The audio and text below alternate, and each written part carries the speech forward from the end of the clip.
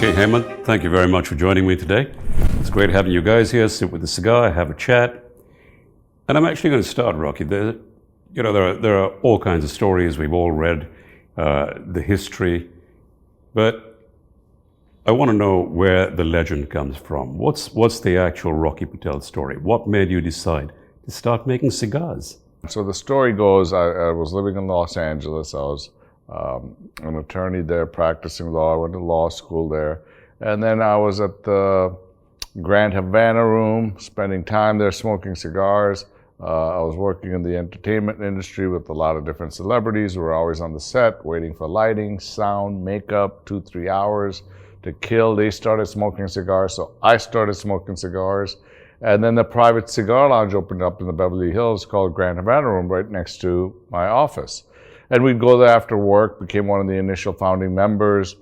Pretty soon, many celebrities like, Schwarzenegger, Mel Gibson, Bruce Willis, Demi, on and on, they all joined. And we'd just go there after work and chat and have a drink, and then people mind their own business. And after several years, somebody approached me who was the son of one of the members who'd started a cigar company called Indian Tobacco, based on Indian Motorcycle Company. And he had a license, supposedly had a license from Indian Motorcycle Company. Anyway, I thought it was a fun project. I invested money. I kept writing checks and not getting anything back, and let this kid run wild down in Honduras, do his thing. And finally, when I held his feet to the fire, I saw that there was really not much going to materialize out of this company, so I took it over. And everyone said, forget it, you'll never get your money back, just move on, keep practicing law. And then I got my antlers up, and when somebody tells me I can't do something, I've got to make sure that I can conquer it. So typically it's a business that's handed down from generation to generation. You look at the Fuente family, the Padron family, many historic families. So here I was, totally out of my skin in something that everyone said was impossible to do and conquer. And it was very difficult at the beginning, to get the right tobaccos, to get the right materials. People had long-standing relationships with the certain farmers. And I spent a lot of time going to Dominican, Nicaragua, Honduras, asking questions, learning, watching, working in the farms and the curing and the fermentation. And I knew I had a good palate because I love to cook and I enjoy fine whiskeys and fine wine. So my palate was something that, I felt very confident about, but certainly I didn't have the art and homework of knowing how to cure tobacco, ferment tobacco, age tobacco. So that's the short version. And has the journey worked out? Rocky Patel is certainly a cigar that everyone recognizes as a brand, high ratings, both amongst consumers and with the magazines and the reviewers. But is it a business, or is it still the hobby that you thought it was going to be all those years ago? Well, it's turned into a significant business. It was a hobby at the beginning, and then once I finally had a lot of money and time at stake, I took it quite seriously. In the back of my mind, I was driven. I wanted to make one of the best cigars in the world. I wasn't in it just to play around in the business. I wanted to gain respect from my peers, which was the most important thing, from the consumers. And so it's been a challenge. It's been a long journey, but I think we've finally gotten to that point, where the Padrones and the Carlito Fuentes and the Plasencias and, those families respect me. I mean, they look at me as one of their own. I think I've gotten a lot of respect from most of my competitors because of fighting for the freedoms and rights of protecting the interest to smoke cigars, lawsuits against the FDA, lobbying Congress in Washington, D.C. I think that's what I'm most proud of, is the accolades. And then, of course, the fact that consumers really are enjoying our cigars across the world, buying our cigars across the world, and some of the fine ratings we've enjoyed. So, Hemanth, what's your relationship with Rocky? How did that start? You're bringing effectively an Indian-sounding brand back to India. How did you guys meet? What got you two to be in the relationship in which you are now? Yeah, it's a pretty interesting journey. As much as he said, it's an accidental journey here as well for me. Started to smoke as a casual smoker, try to appreciate cigars. But then when I came back to India, trying to carry this experience, I couldn't find the right source to get cigars in India. So I did a little my research, and I found a big gap in this market. So the first approach was through my contact was an Indian who's a leader. So here he is, who supported me a lot. I think because of him, we are here trying to grow this market. I would say he's the cigar guru for me, trying to every day constantly, push the quality of cigars to the next level. And we are very happy to associate with his brand and showcase his brand to the Indian consumers. How do you see the market for cigars? Is it shrinking as it becomes more niche, more luxury?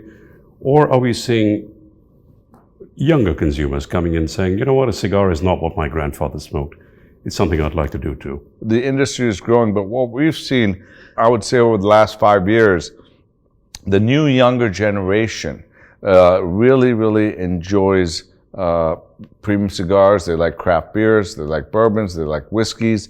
When we went to college, we were drinking the cheapest stuff you could find, right? We didn't have that kind of money and disposable income. But the new generation really has that disposable income. They enjoy finer spirits, finer liquors, finer wines, beers, and certainly cigars. So we're seeing a movement, a grassroots movement towards that around the world. And so I think that it was pretty stable market at around 350 million units in the United States. And I think last year, we imported like almost 500 million units. So, and then COVID helped a lot. People were at home. They had the time and luxury to enjoy a cigar. And so more people kind of got into it. And I think the fact that we're out, really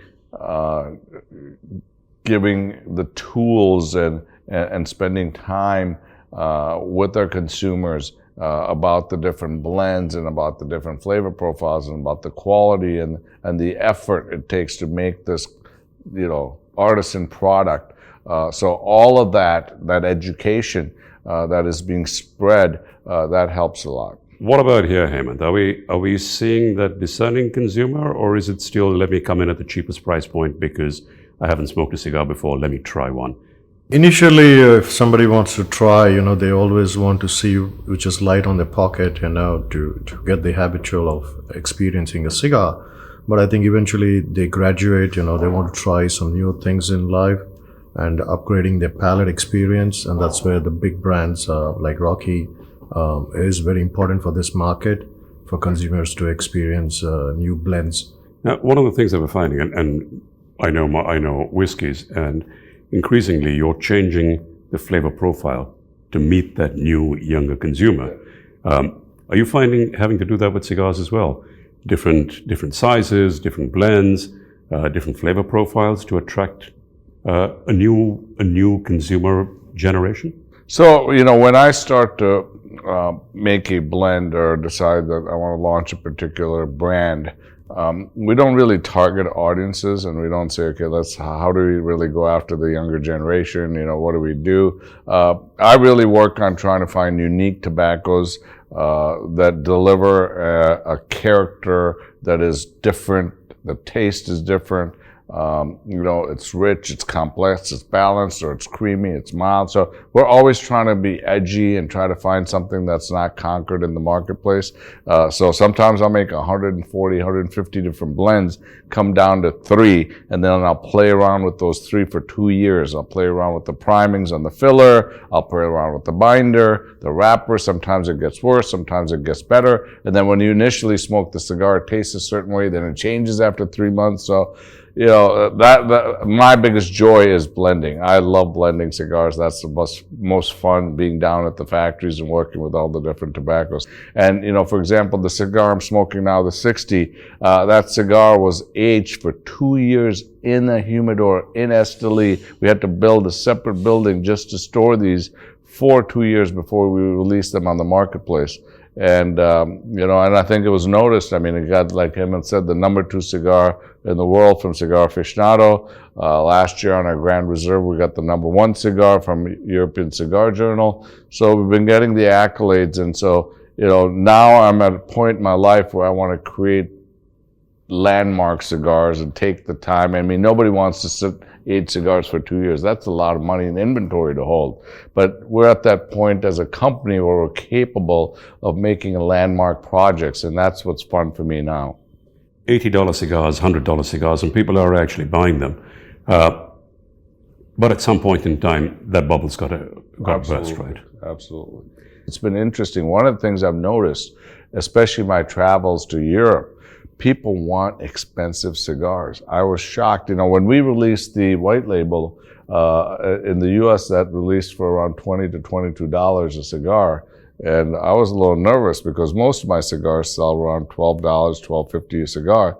And people are approaching me all the time asking for a $100 cigar, $50 cigar. In the UK, I was shocked. I walked into the humidors and we had dinner at a private club, and I looked and I said, let's have a cigar. So 3 of us walked in the humidor in this hotel, and we saw some Cubans. And I go, what do you recommend? He goes, that one. I go, well, how much? He says, $1,500. I said, $1,500 for the box? He said, no, for a cigar. I said, you're crazy.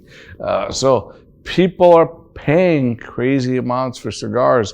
Now, that's not the norm in the U.S. market, but we've noticed a trend towards more of the higher luxury and pricing. So that's going to catch up in time. But the cost of making a cigar has gone up tremendously in the last 5-6 years. It just has. We can't make a cigar that we can have out at retail under $10 anymore. Hemanth, how about India? We've had a history over here of growing tobacco that goes back centuries. We've had cigar manufacturers over here that go back over a century. Why hasn't India produced a quality cigar so far? As a history, you're right. We used to grow some nice cigar tobaccos, and mostly in the east coast of India, starting from Calcutta down south to Tamil Nadu. But I think this was only as a history. Nobody really took into the world market, and it never showcased the international experience. So it's still today as a culture, it's very much domestic, what is grown in India, but it's not seen the real limelight of the international market. So I think that's something we want to work with Rocky, with his experience, to develop something in the Indian market for the Indian palate experience and to the world market with some Indian tobacco. Do we have the right tobacco over here? It takes time. We have the right soils. We have the right weather to grow. We are all in the same equator zone where some of the best tobaccos are grown. India produces some of the best tobaccos for different varieties. So I think we can grow some great cigar varieties. I think Anish, that in growing tobacco for premium cigars is quite different than tobacco that you would use normally for cigarettes or anything else. So, for instance, the seed varietals are different. I agree with Hemanth that I think the climate is there. I think you have to grow the tobacco, specialize the technology and art and how you grow it and how you irrigate it. And then it comes into building curing barns. You literally have to have curing barns at the farm where you can then take that fresh tobacco and dry it and cure it. And then you have to have a place for fermentation. And we need to have skilled people here that are taught by people from Central America how to ferment it, because it's not a recipe that you can just write on paper. You got to be able to touch it, feel it, smell it. The construction, I'm pretty sure could be done. In fact, there were 8 women I saw rolling in Gujarat that were rolling cigars, and I saw the cigars and I tasted it, and they were quite craftily made. So I'm pretty confident that we have the labor force for the construction side of it. You both talked about terroir, about the sun, the soil, the weather conditions that make India ideal. We used to say that about Cuba, right? We'd say the reason you have Bordeaux, the reason you have Burgundy, is because somewhere God kissed the soil and gave us the wines that we get. You used to say that about Cuba. Cuban cigars still are on a pedestal the world over. Yeah. What's your take? Cuban cigars, non-Cuban cigars, are they still the best? So, there's no doubt that Cuban tobacco is unique, just like Nicaraguan, just like Honduran, just like Dominican, and many others, right? So, and there was a time and age when Cuban cigars were absolutely spectacular. And I think what's happened over time as the government has been more and more involved in limiting the power of the technicians and the old craftsmen and not allowing them to do what they need to do. For example, let's pretend that, Hemanth is running a factory in Cuba, you're working for the government, and I'm one of the growers of tobacco in Cuba. And now you come to me and I'm limited in the amount of fertilizer, I'm limited in how much I rotate the crop. You want me to produce X amount of pounds per hectare, and so now I'm forced to give tobacco to the factory that's not perfect and doesn't have the rich fertilization, is not as rich and pure. Then it goes over to him and he needs to cure and ferment the tobacco 4 years, and you come down on him and says, sorry, we need the money. You don't have 4 years, you have a year and a half. So he rushes the process. Then it goes to the factory, and at the factory, they want to make between two people, they want to make about 300 cigars a day, and you say, I want 600 cigars a day. So then the construction suffers. And so this is what's been happening for the last decade with Cuban cigars. They're made too fast. They don't spend the time to cure and age and ferment the tobacco. And now you have the Chinese that bought them, right? So if you go to any airport, I was in Heathrow, I was in Frankfurt, the shelves are empty. You go all over Europe, you can't find Cuban cigars. A couple of reasons. First, nobody's growing enough tobacco in Cuba because there's no incentive for them. They're growing other things. Second thing, they got hit with a couple of hurricanes. So they had issues with the quality and what happened with the tobacco. And then finally, most of the cigars are now going to China, and so nobody's getting them. But it's given people the opportunity to try the New World cigars. And they finally realized that the construction and quality of the New World cigars is much finer than the Cuban cigars. Now, as far as taste, it's a preference, but we're seeing, when I started, I got kicked out of probably 80% of the stores in Geneva, Switzerland, and all over because they're all stuck up, and unless it's Cuban, we're not interested. And then when I would take the band off and give it, and it took me several decades to get a foothold in the European market. And now, back then, it eventually went where it was like about 70% Cubans, 20% Davidoff, and 10% all other brands. Now it's gotten to the point where it's about 70% New World cigars, and the rest are Cubans and Davidoffs. So where do you see the market going worldwide in India? One of the challenges we face is we have a big demand now in the international market with the void of Cuban cigars. And it's hard for us to fill it. I mean, last year, we had a 5.5 million cigar back order that we could not fulfill just out of our Nicaraguan factory. So, unfortunately, cigars are not like a widget. You press a button and boom, it takes 5-6 years of planning to introduce a new blend, a new cigar. You have to have all the raw materials. You have to have the labor, which has been an issue, to have the rollers. So we're having a hard time fulfilling the demand in our international market. That's why we've been cautious to open up the Middle East market. We're slowly getting there. We've been focusing on Germany, Switzerland, England, Spain, France, Holland, Belgium, the traditional markets. Slowly we're working on the Far East, the Middle East, because we just cannot physically supply that market chain right now because the demand in the U.S. is growing on a consistent basis. And then now you have this just crazy void in the international markets with Cubans. And so all of us are struggling to make more cigars to fill it. So that's been the challenge. How do you see the market in India growing? It is growing. Again, COVID was probably a good time for cigar consumers. They have all the time during lockdown to experience cigars. And so we see it in a growing market. Yes, there are a lot of challenges in terms of taxation, places to smoke because of regulations, but a real cigar smoker will find a space to smoke a cigar. You want to get new consumers in. You want to get people moving away from that. That's what my grandfather does, or that's what my father does with that single malt by his side and the dogs at his feet and the blues playing in the background.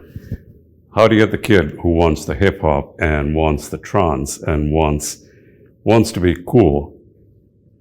What do you say to him or her and say, you know what, this is why you should be smoking a cigar and not vaping? Well, that's why we built these lounges. So the lounges I built weren't like that dark wood, old leather chairs with the dog and the whiskey, and we made it so it's sexy and gorgeous and it's stunning. If you make it with character and you have music, and it doesn't have to be hip hop because I don't allow any hip hop in my lounges. It's just all classical remixes, fun, lively atmosphere, beautiful staff, great service, great knowledge. And the opportunity to have rare whiskeys and bourbons and everything else, and create a fun environment. You'll be surprised how many women show up and start experiencing cigars, and how many young people show up and start enjoying cigars. So let me ask you guys one final question. Ideal dinner table. 4 guys, you're sitting with them, you're shooting the shit, but it's whiskey, cigars, brandy, port, whatever. But 4 guys with whom you would love to be sharing a cigar. I would have to say Elon Musk. I would take somebody like Amitabh Bachchan. I would take maybe a Putin, just because you need one wild card in there, and then somebody very reasonable. And right now, I like Governor DeSantis, who might be our next president, and somebody along that line. Some world leader that is reasonable and edgy. Perfect. Rocky, Hemanth, thank you very much for joining me. Thank you so much. Thank you. Really enjoyed it.